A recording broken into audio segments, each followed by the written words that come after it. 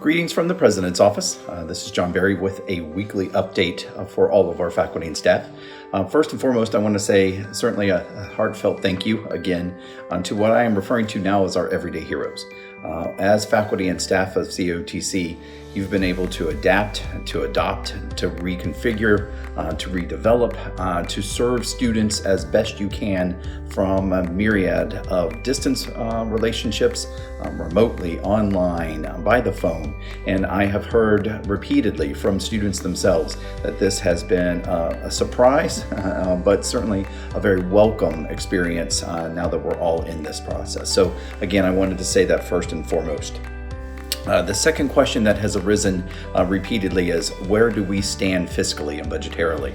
We've alluded to some of this, but I wanted to give you a little bit more update. We are really looking at a four-pronged approach in this process. We have to look at the state share of instruction, the SSI formula. We've been told by the governor's office that we will likely take a percentage cut both this academic year that we're in for our last payment, and then something for the entirety of our next year.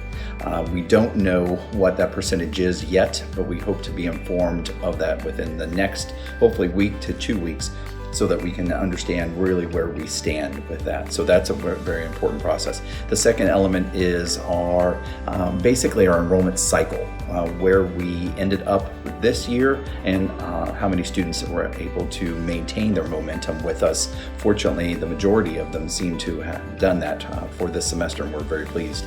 But the likelihood that we will see a decrease in enrollment from our expectations for summer is pretty high.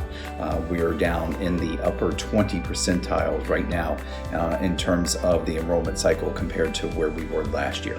So we are keeping a very close eye on that to see what that impact will be. Then we third have to look at whatever federal or state emergency support or assistance we will receive. We do have a fairly good idea where the CARES Act is going to really position us. That will help. That will help defray some of what would be fiscal losses, but it won't cover the entirety of that. Not close, but it will help. So we're looking at that. And then obviously whatever campus reserves, the college reserves, or rainy day funds that we would need to be able to try to lobby to engage with some of this to offset again what kind of losses we will receive. So those are the four-pronged pieces that we're looking at right now. We are running a couple of case scenarios depending on where those things fall, but until we know the actual numbers and percentages, we won't know that final product. Do know that as your senior administration, we're working on this every day. We are looking at literally this process on a daily, almost hourly basis. So we will continue to do that, and as soon as we have more clarity, we will share that with you. And finally, I just want to reiterate that you need to continue to take care of yourselves and those that you love.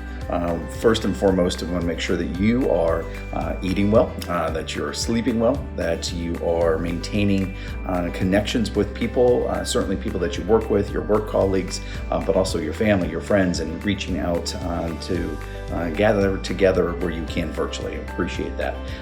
But we also want you to make sure you connect with us. If there's anything that you need from the college, if you just need someone to listen to, please definitely give us a call. Make sure you reach out to any and all of us at any time. So that's really what I have to tell you for now. I just wanted to make sure to share as much of that as we can. Again, we will continue to keep you updated on a weekly basis, and look forward to the day that we should be able to gather around this campus environment again soon. All right. Thank you all very much, and we'll talk again soon.